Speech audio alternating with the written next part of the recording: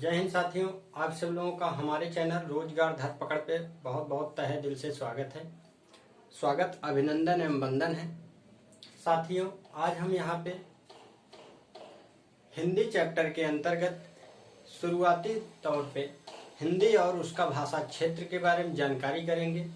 ये हमारा टॉपिक छूट गया था और हिंदी का टॉपिक हमारा वर्णमाला पढ़ चुका है।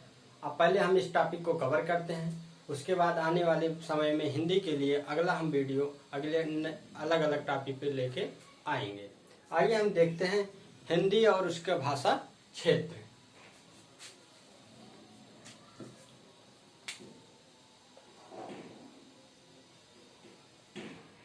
हिंदी और भाषा क्षेत्र और भाषा क्षेत्र।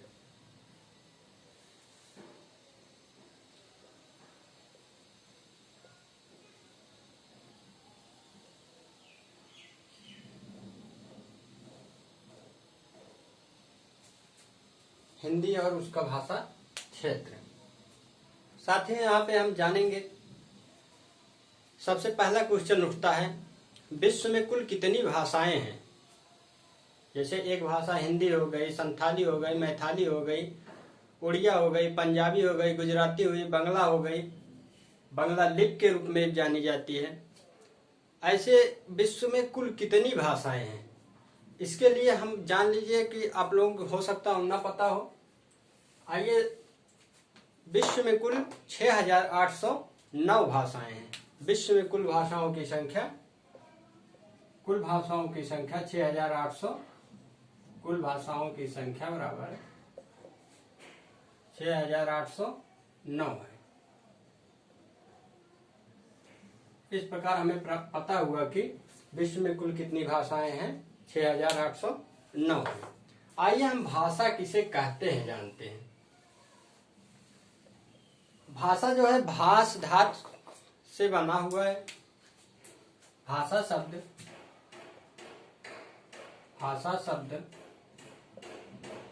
भाष धातु से बना है। भाषा शब्द भाष धातु से बना है। भाष धातु से बना है।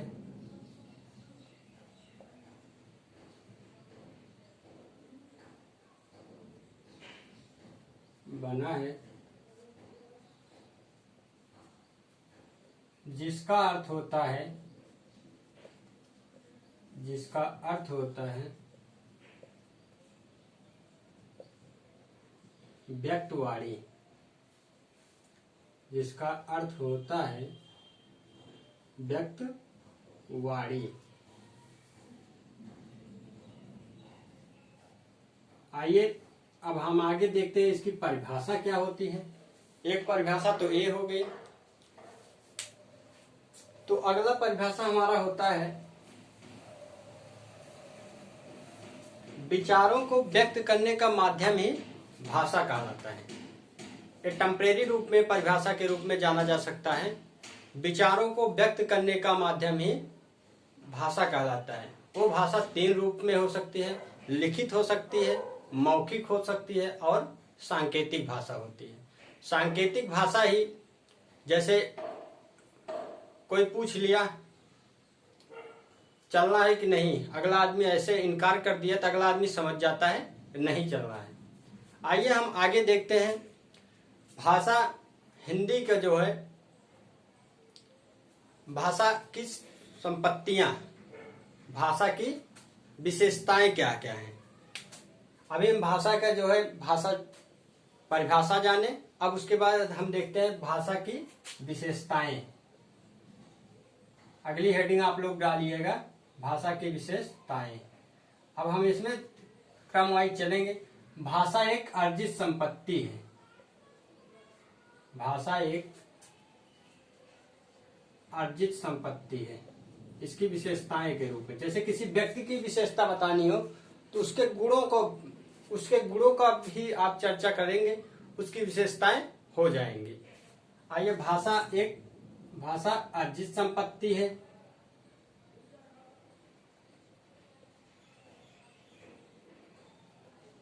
दूसरे नंबर पे देखते हैं, भाषा एक सामाजिक संपत्ति है।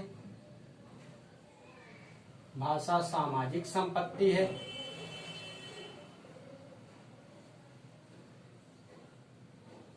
इस सब की जानकारी होना बहुत जरूरी है। बाकी हम आगे अभी बताएंगे सिंधी भाषा क्या, अधिकार क्षेत्र क्या है, बोली जाने सिंधी भाषा कहाँ बोली जाती है, इसकी लिपि क्या है, इस लिपि का जन्म कैसे हुआ था, इन सब की चर्चा इसी वीडियो में हम करेंगे। सामाजिक संपत्ति है। भाषा जो है अनुकरण द्वारा सीखी जाती है।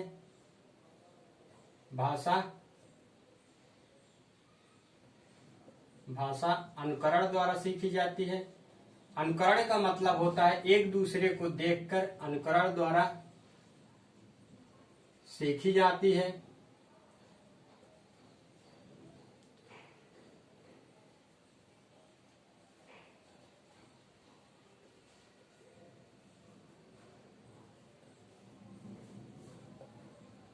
भाषा जटिलता से सरलता की ओर ले जाने वाला एक माध्यम होता है।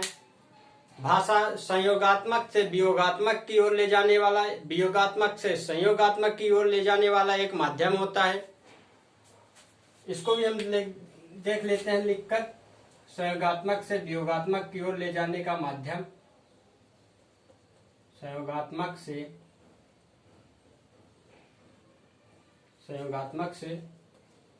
वियोगात्मक तक, वियोगात्मक की ओर, वियोगात्मक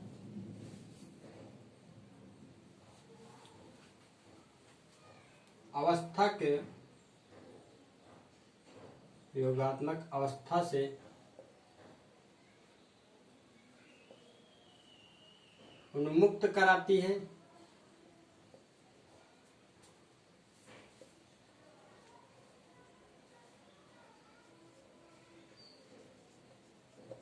उन्मुक्त कराती है। अब हम आगे देखते हैं, भाषा के विशेषताएं हो गई, परिभाषाएं हो गई। अब हम आगे देखेंगे भाषा के जो है विविध रूप कौन कौन से हैं। जैसे हिंदी भाषा के हम लोग जानेंगे मातृभाषा के रूप में, जबकि हमारे संविधान में हिंदी भाषा को राजभाषा के रूप में माना गया है। अभी उसकी हम चर्चाएं करेंगे किस आर्टिकल के तहत। हमारे संविधान में हिंदी भाषा को आर्टिकल 343 के तहत, अनुच्छेद 343 के तहत हिंदी भाषा को राजभाषा का दर्जा दिया गया है। इसे 345 के तहत, अनुच्छेद 345 में हर एक राज्य की अलग अलग अपनी राजभाषा होती है। आइए हम ऐसे बीच बीच में चर्चाएं करते रहेंगे। इसकी ये लास्ट में इसकी चर्चा विधिवत रूप से करेंगे। अब हम आगे देखते हैं भाषा क्षेत्र का विविध रूप। विविध रूप कौन कौन सा होता है, हेडिंग डालिएगा आप लोग, विविध रूप। नंबर 1 देखिएगा, हिंदी जो है राजभाषा के रूप में हो सकती है, राजभाषा। नंबर 2 मातृभाषा, मातृभाषा। नंबर 3 राजभाषा, मातृभाषा, राष्ट्रभाषा, राष्ट्रभाषा। उसके बाद परिनिष्ठित भाषा, परिनिष्ठित भाषा, परिनिष्ठित भाषा, जिसे हम मानक बोली भी कहते हैं या मानक भाषा जिसे कहते हैं, मानक भाषा। मानक भाषा। और आगे हो गया कृत्रिम भाषा,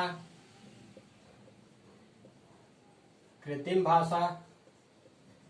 कृत्रिम भाषा के अंतर्गत क्या होता है, जैसे हर एक जिले के अनुसार बोलियां बदल जाती हैं। किसी किसी जिले में जैसे कहा गया भैया पानी वानी लाओ, वानी जो है कृत्रिम भाषा के अंतर्गत आता है, उस जिले के अनुसार बनाया गया शब्द है। इसको हम कृत्रिम भाषा के अनुसार या कृत्रिम बोली के अनुसार समाहित करते हैं। आइए हम देखते हैं अब भाषा के अलग अलग वर्गीकरण।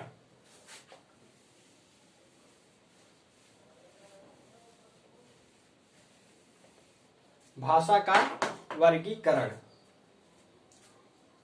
यहाँ हेडिंग डालते हैं विश्व की भाषाओं का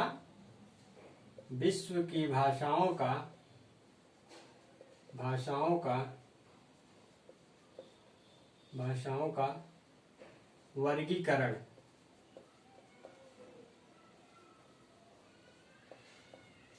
वर्गीकरण दो प्रकार से किया गया, एक आकृति मूलक के आधार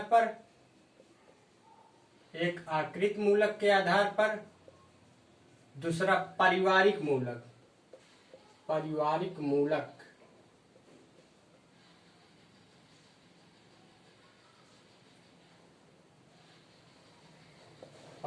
मूलक के आधार पर।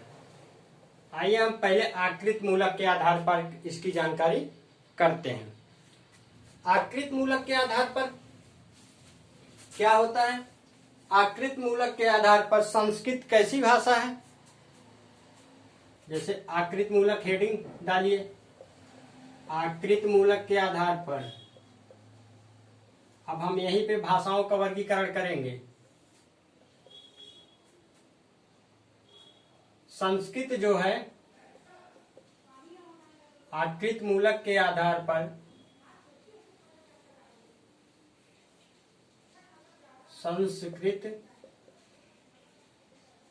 संस्कृत जो है संयोगात्मक भाषा कही जाती है।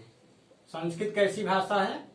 संयोगात्मक। वैसे याद करने के लिए आप लोग बैठा सकते हैं दिमाग में। संस्कृत के बड़े बड़े शब्द होते हैं, उनका संधियों के माध्यम से मेल किया गया होता है, इसीलिए हम संयोगात्मक भाषा के रूप में भी जानते हैं। याद करने का माध्यम इसको आप बना सकते हैं। आइए हम देखते हैं। उसके बाद संथाली। संथाली कैसी भाषा है?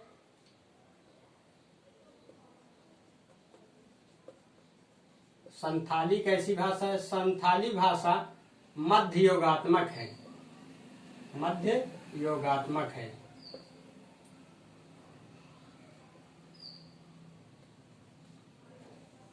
संथाली आकृति मूलक के आधार पर मध्य योगात्मक भाषा है। अब हम जानकारी करते हैं हिंदी हमारी कैसी भाषा है, बांग्ला कैसी भाषा है, अंग्रेजी भाषा का क्या वर्गीकरण है, इसको किस कैटेगरी के श्रेणी में शामिल करते हैं। इसके लिए आप दिमाग में बैठाइए HBA। एच मतलब हिंदी हो गया, बी मतलब बांग्ला हो गया, ए मतलब अंग्रेजी हो गया। इसका जो है हमारे हिंदी भाषा क्षेत्र के अंतर्गत विश्व के भाषाओं के वर्गीकरण जब किया गया आकृति मूलक के आधार पर, इसे हम वियोगात्मक भाषा माने हैं। हिंदी और अंग्रेजी,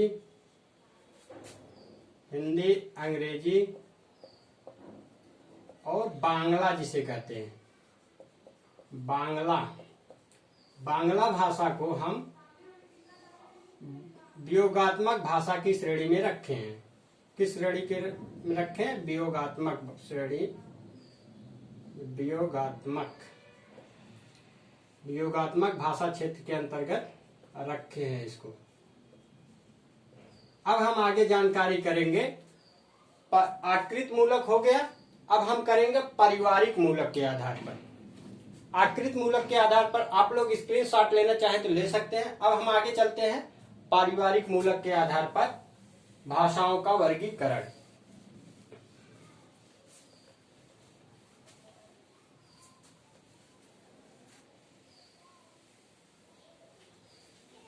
पारिवारिक मूलक के आधार पर भाषाओं को 4 भौगोलिक क्षेत्रों में बांटा गया है। पारिवारिक मूलक के आधार पर भाषाओं को 4 भौगोलिक क्षेत्रों तथा 18 भाषा बोली में विभाजित किया गया है। नंबर 1, आइए देखते हैं वो कौन कौन से हुआ। यूरेशिया की भाषा, जैसे यूरोप धन एशिया में बोली जाने वाली भाषा, इसको हम भारतीय भाषा परिवार के अंतर्गत समाहित करते हैं या सम्मिलित करते हैं। आइए इसी प्रकार आइए हम देखते हैं आकृति मूलक हो गया। अब पारिवारिक मूलक के आधार पर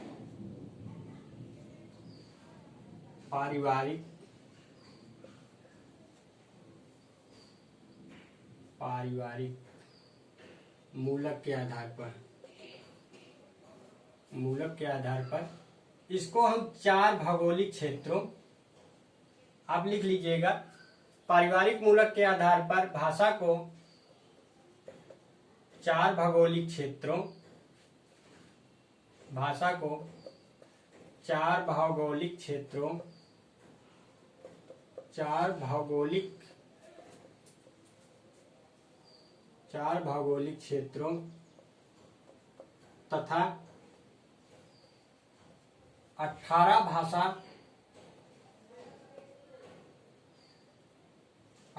भाषा परिवारों में विभाजित किया गया है या बांटा गया है।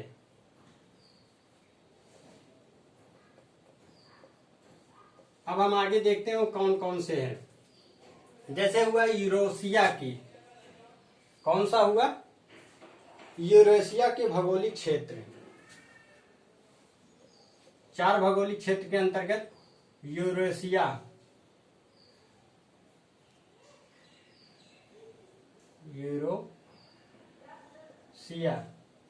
यूरेशिया का भौगोलिक क्षेत्र,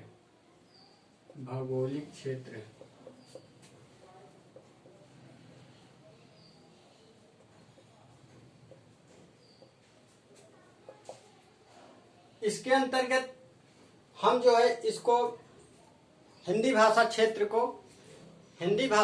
को भारोपी भाषा परिवार के अंतर्गत रखते हैं। जब हम यूरोप प्लस एशिया में, यूरेशिया का मतलब होता है यूरोप प्लस एशिया में, यूरोप प्लस एशिया में बोली जाने वाली भाषाएं, यूरोप प्लस एशिया में बोली जाने वाली भाषाएं यूरोप प्लस एशिया में बोली जाने वाली भाषाएं तथा उपभाषाएं को हम भारोपी परिवार के अंतर्गत, भारोपी भाषा परिवार के अंतर्गत सम्मिलित करते हैं। में यूरोप प्लस एशिया में बोली जाने वाली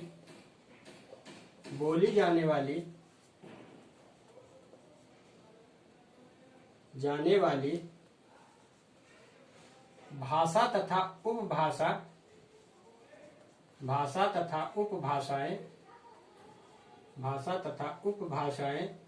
हर एक भाषा की अपनी एक उपभाषा होती है। इसकी भी जानकारी इस वीडियो के लास्ट तक जरूर हो सकता हो करें, नहीं तो हम नेक्स्ट वीडियो लाएंगे। भाषा तथा उपभाषाएं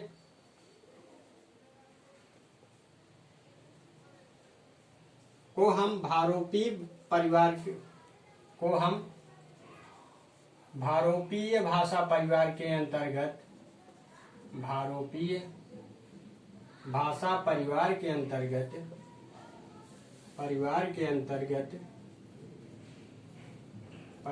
अंतर्गत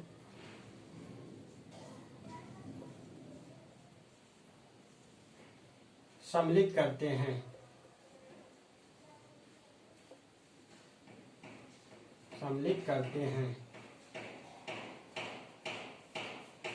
अब हम आगे चलते हैं, इसको मिटाएंगे, उसके बाद हम आगे चलेंगे। अब हम चलेंगे जैसे आधुनिक क्षेत्रों की आर्य भाषाएं कौन कौन से हैं, इसकी जानकारी करेंगे।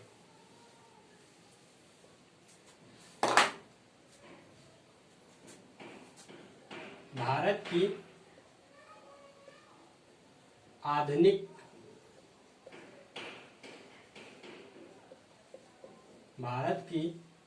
आधुनिक आर्य भाषाएं,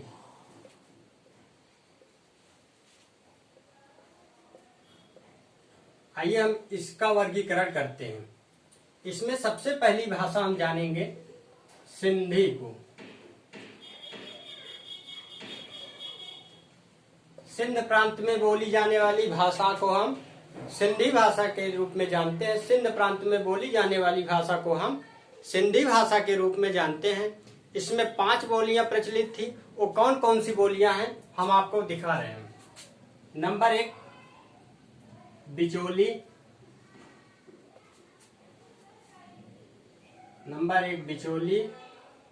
नंबर 2 लासी, नंबर 3 थरेली, नंबर 4 लाडो, नंबर 5 सिराइकी। पिछले समय बहुत पुराने समय में ये 5 प्रकार की बोलियां सिंध प्रांत में, सिंधु क्षेत्र में बोली जाती थी। सिराइकी। अब इसकी लिपि कौन सी थी? इसकी लिपि पहले लगा थी। सिंध प्रांत में बोली जाने वाली भाषा की लिपि पहले, इसकी लिपि आप लोग 60 नोट्स तैयार करिएगा क्योंकि टाइम बहुत ज्यादा नहीं है हम लोगों के पास। हर एक एग्जाम लगभग सिर पे आ गया है। पहले इसकी लिपि क्या थी? लड़ा थी। पहले लिपि लड़ा थी, बाद में इसकी लिपि गुरुमुखी हो गई। बाद में इसकी लिपि का नाम गुरुमुखी हो गया। गुरुमुखी हो गया। आइए हम आगे देखते हैं। सिंधी के बाद पंजाबी भाषा। सिंधी भाषा हो गया, अब हम देखते हैं पंजाबी भाषा। आप लोग स्क्रीनशॉट लेना चाहे तो ले सकते हैं।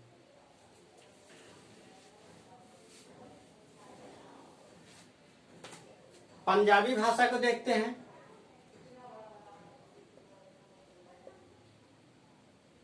पंजाबी, इसका नाम 5 नदियों के समूह होने के कारण इसको हम पंचधन आब के नाम से जानते हैं। वो कौन कौन सी नदियां हैं? सिंधु, चिनाब, रावी, ब्यास। सिंधु, चिनाब, रावी, ब्यास, झेलम। इन्हीं 5 नदियों का आब होने का, आब मतलब गाद होता है, इसीलिए इसी का नाम पंचधन आब पड़ा। पंजाब इसका नाम इसलिए पड़ा। अब पंजाब क्षेत्र में बोले जाने वाली भाषाओं को हम पंजाबी भाषा के रूप में जानते हैं। इसकी पहले जो है लिपि लहदा थी। बहुत लंबा वीडियो ना, इसलिए हम 60 नोट्स बनवा रहे हैं। पहले लिपि इसकी लहदा थी। इसकी लिपि का नाम लहदा थी। बाद में इस लिपि का नाम गुरु अंगद ने, सिख गुरु अंगद ने, सिख गुरु अंगद ने इस लिपि का नाम गुरुमुखी लिपि रखा। इस लिपि का नाम गुरुमुखी लिपि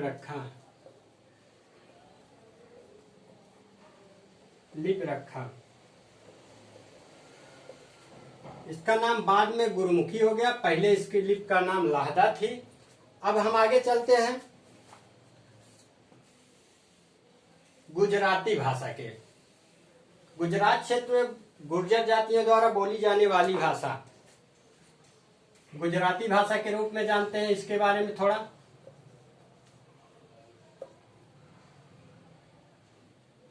गुजरात क्षेत्र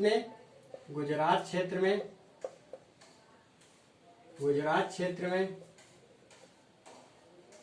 गुर्जर जातियों द्वारा बोली जाने वाली भाषा, गुर्जर जातियों द्वारा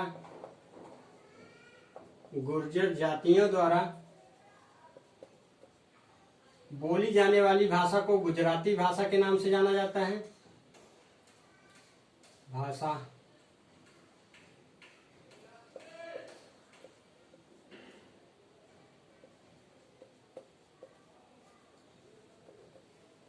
बोली जाने वाली भाषा को गुजराती भाषा। इसकी लिपि पहले गुजराती थी। इसकी लिपि का नाम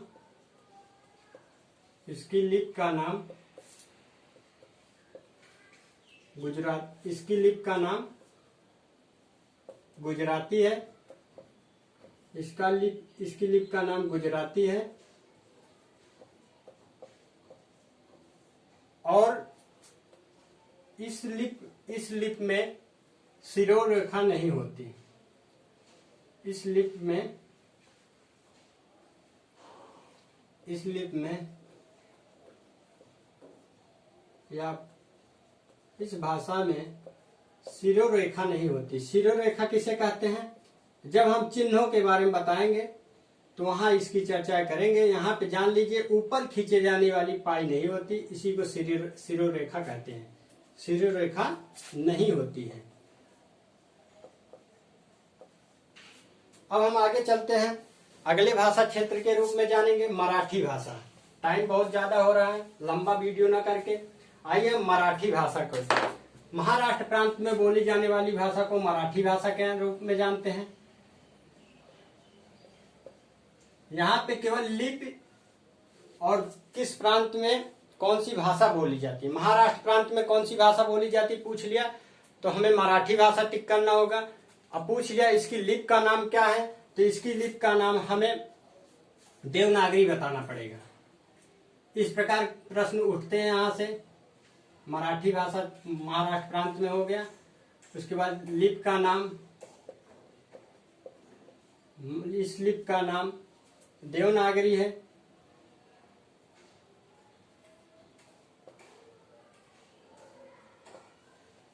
कुछ लोग महाराष्ट्र प्रांत के कुछ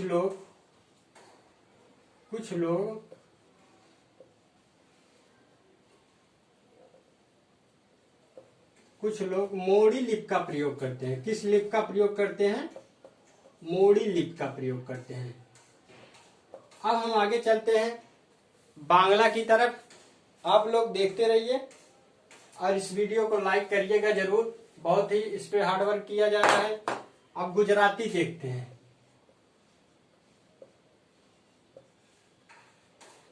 गुजराती के लिए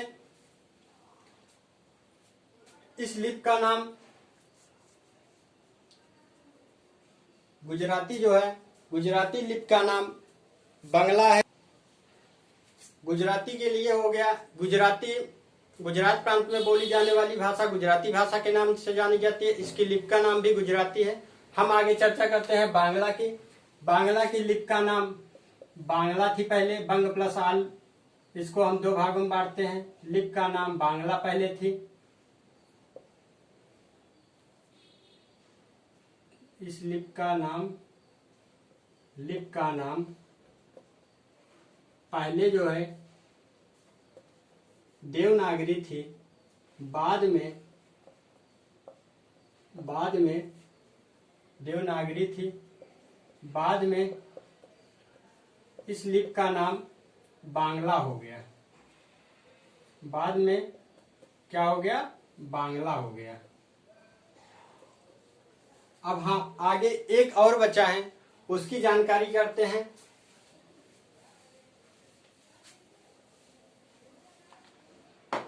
वो कौन सा है?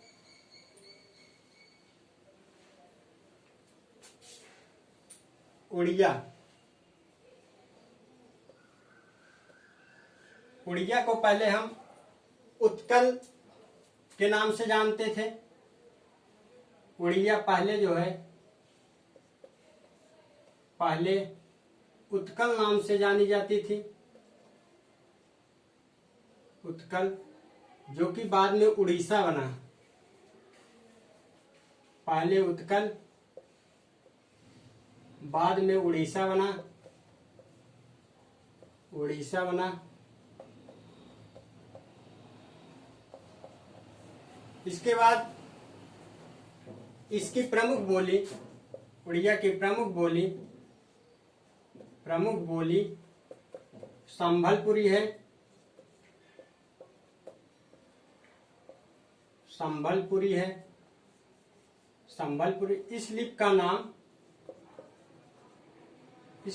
नाम उड़िया है।